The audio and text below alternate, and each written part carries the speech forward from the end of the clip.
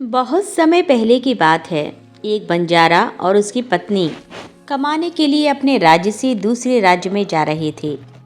जब वह दूसरे राज्य की सीमा में पहुंचे तो उन्हें रास्ते में कुछ डाकू मिल गए और उन डाकुओं ने उस बंजारे और उसकी पत्नी के पास जो कुछ भी था वह सब कुछ लूट लिया। और इस तरह बंजारा और उसकी पत्नी को डाकुओं ने भिखारी बना दिया। इसके बाद डाकुओं का गिरोह वहां से चला गया। लेकिन बंजारा और उसकी पत्नी लुटने के बाद चिंता में पड़ गए और सोचने लगे कि आगे क्या किया जाए। एक अनजान शहर में दोनों का बुरा हाल हो गया, क्योंकि अनजान शहर में पैसा ही सब कुछ होता है। बंजारा अपनी पत्नी को लेकर अनजान शहर की तरफ बढ़ने लगा। उसे ये चिंता खाए जा रही थी कि अब मैं व्यापार करूं तो कैसे। वह इसी चिंता में चला ही जा रहा था कि उसे नगर के बाहर एक साधु की कुटिया दिखाई दी। वह बंजारा अपनी पत्नी को लेकर कुटिया की तरफ चल दिया। जब वह कुटिया के पास पहुंचा तो उसे वहां एक साधु मिले जो अपने शिष्यों को शिक्षा दे रहे थे।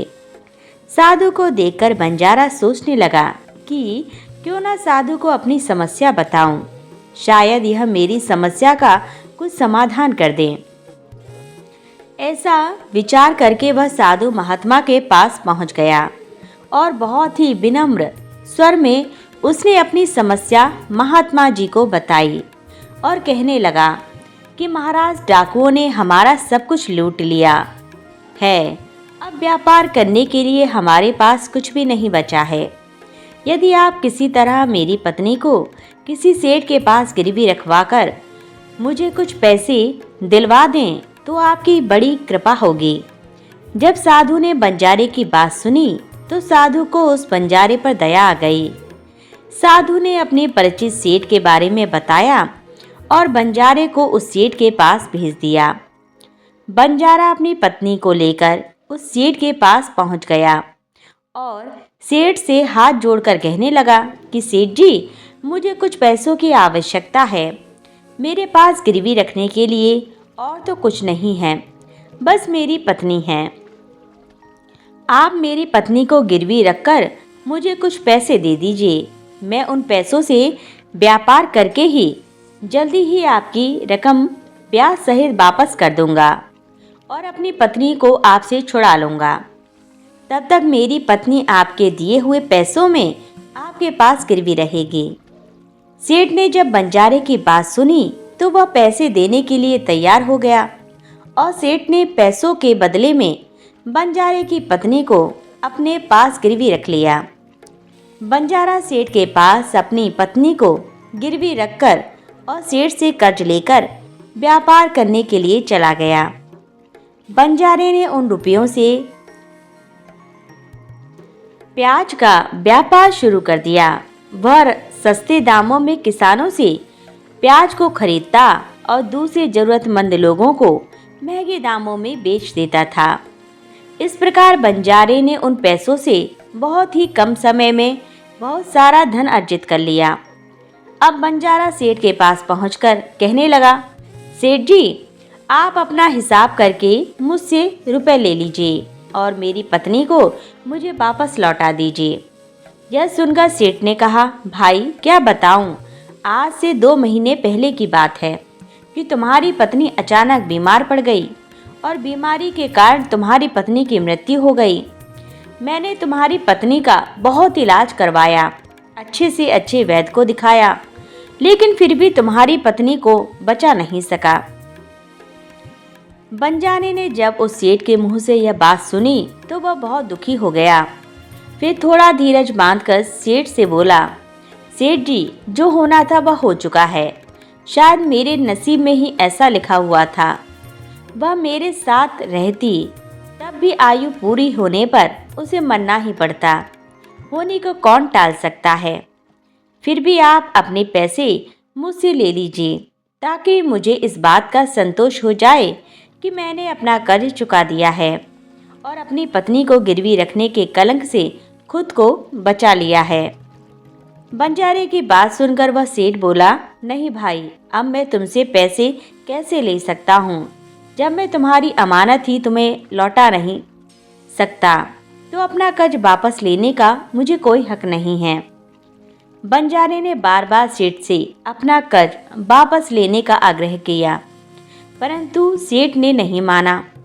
फिर उदास भाव से बंजारा वहां से निकला तो रास्ते में फिर उसी स्थान पर पहुंच गया जहां पर उन्हें साधु महात्मा पहली बार मिले थे। हमेशा की तरह साधु महात्मा चबूतरे पर बैठे हुए अपने शिष्यों को शिक्षा दे रहे थे। बंजारा भी मन की शांति के लिए वहीं जाकर बैठ गया और साधु महात्मा के प्रवचन सुनने लगा। साधु महात्मा ने जब बंजारे को देखा तो उसे तुरंत पहचान लिया और उसका हालचाल पूछने लगे। बंजारे ने पूरा घटनाक्रम संत महात्मा को बता दिया। महात्मा एक सिद्ध पुरुष थे। बंजारे की बात सुनकर साधु महात्मा ने कहा कि भाई, उस सेठ ने तेरे साथ धोखा किया है। तेरी पत्नी निश्चित रूप से जीवित है। तेरी पत्नी को सेठ ने अपने घर में छुपा लिया है। अब ऐसा करो, तुम यहाँ के राजा के पास चले जाओ और राजा के दरबार में जाकर प्रार्थना करना कि राजा साहब, मेरी पत्नी को सेठ से दिलवा दो, क्योंकि इस नगर का राजा बहुत ही बुद्धिमान व्यक्ति है। वह निश्चित ही तुम्हारी पत्नी को उस सेठ पर जोर डलवा कर दिलवा देगा। अब दरबार में ही तुम्हारा फैसला होगा। साधु महात्मा की बात मानकर बंजारा राजा के दरबार में पहुंच गया और राजा के दरबार में पहुंचकर राजा से गुहार लगाने लगा कि महाराज, मेरी पत्नी को सेठ से मुझे दिलवा दीजिए। राजा ने सेठ को बुलाया और पूछा कि क्या यह बात सच है कि बंजारा कुछ रुपए के बदले में अपनी पत्नी को तुम्हारे पास गिरवी रखकर गया था। सेठ ने स्वीकार करते हुए कहा, हाँ राजन, बंजारे की यह बात बिल्कुल सच है। राजा ने फिर कहा कि तुम इसकी पत्नी को लौटा क्यों नहीं रहे हो।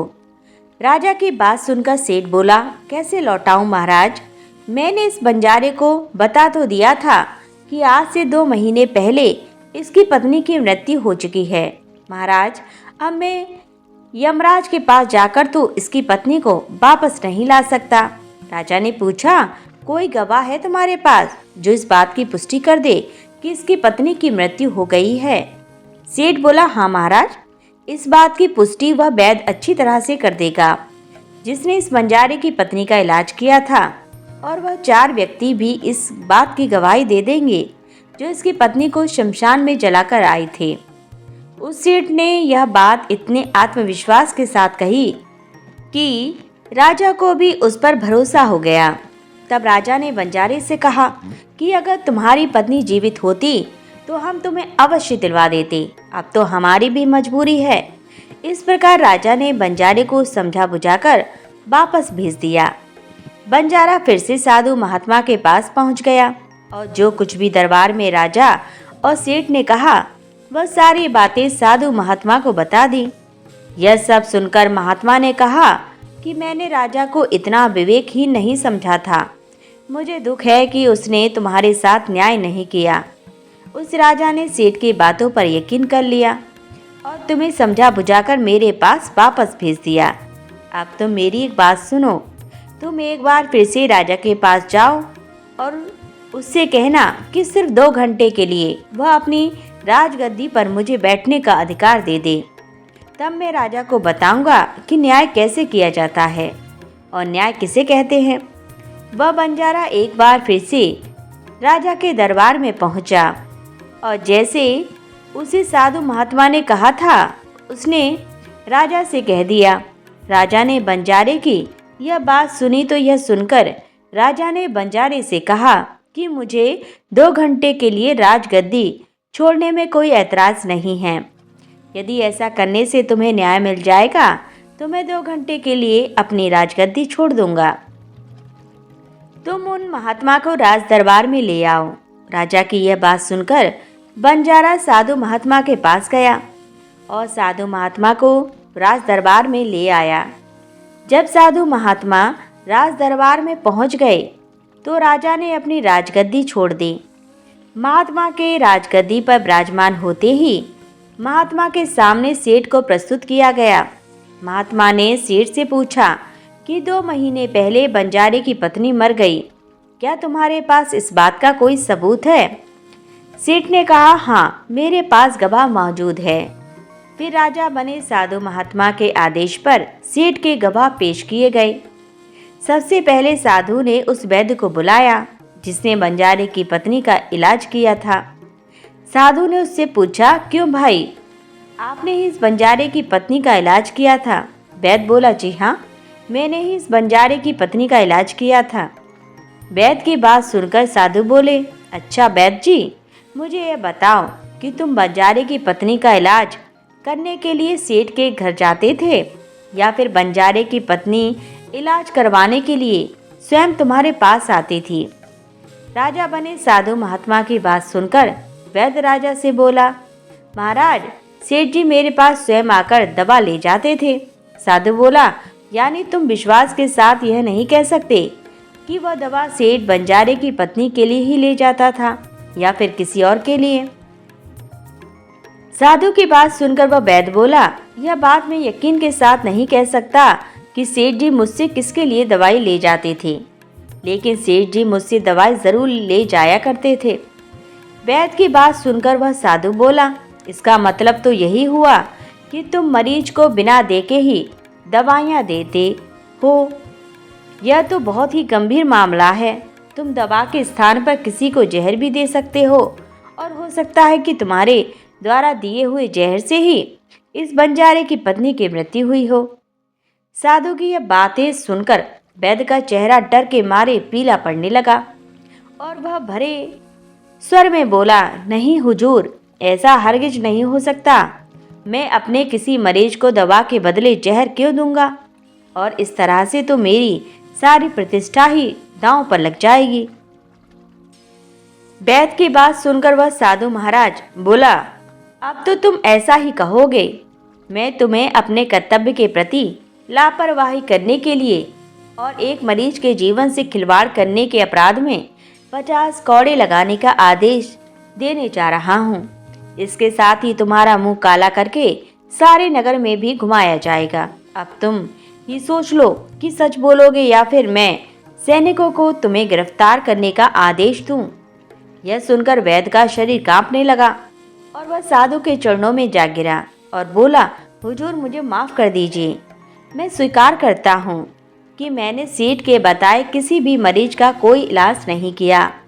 सेठ ने तो मुझे 1000 रुपये दिए थे और कहा था कि यदि गवाही की आवश्यकता पड़े तो ऐसा कहकर उसके पक्ष में गवाही दे दूं। बस मेरा इतना ही अपराध है कि मैंने लालच में आकर इस सेठ का प्रस्ताव स्वीकार कर लिया। राजा बने साधु महात्मा ने कहा कि कुछ भी हो, आपने अपराध तो किया ही है, इसीलिए मैं तुम्हें झूठी गवाही के इल्जाम में 10 कौड़े लगाने का आदेश देता हूँ। साधु महात्मा के आदेश का राजा के सैनिकों ने तुरंत ही पालन किया और सैनिकों ने तत्काल ही वैद्य को पकड़ लिया और भरे दरबार में उसे कौड़े लगाने लगा। पहला कोड़ा लगते ही वह जोर से चिल्ला पड़ा और कहने लगा, महाराज, मुझ पर रहम कीजिए, मैं मर जाऊंगा। हर कोड़े के साथ उसके गले से करुणामय आवाजें निकल रही थीं। वैद्य के साथ ऐसा होते हुए देखकर सेठ के गवाह के तौर पर बुलाए गए उन चारों व्यक्तियों के कलेजे कांप गए जिन्होंने बंजारे की पत्नी को शमशान ले जाकर जलाने की बात कही थी। अब बारी उन चारों गवाहों की आई। साधु महात्मा ने उनसे पूछा कि तुम लोगों का कहना है कि तुम चारों ने इस बंजारे की पत्नी का शव ले जाकर शमशान में उसे जलाकर आए थे। मुझे यह बताओ कि अंतिम संस्कार से पहले जब मृत शरीर को स्नान कराया जाता है, फिर उसे कफन में लपेटकर धरती पर रखा जाता है। स्नान के दौरान क्या तुमने उस स्त्री का मृत शरीर देखा था? यह सुनकर उस सेठ के चारों गवाह कहने लगे, नहीं हुजूर, उसका मृत शरीर तो हमने देखा ही नहीं था। जब सेठ जी ने अर्थी तैयार कर ली थी, उसके बाद ही हम उसे शमशान में ले गए और उसे जला आए थे। उन चारों गवाहों की बात सुनकर वह साधु महाराज बोले कि तुमने यह जानना भी उचित नहीं समझा कि कि उस अर्थी में कोई मृत मनुष्य लेटा है या कोई जीवित व्यक्ति।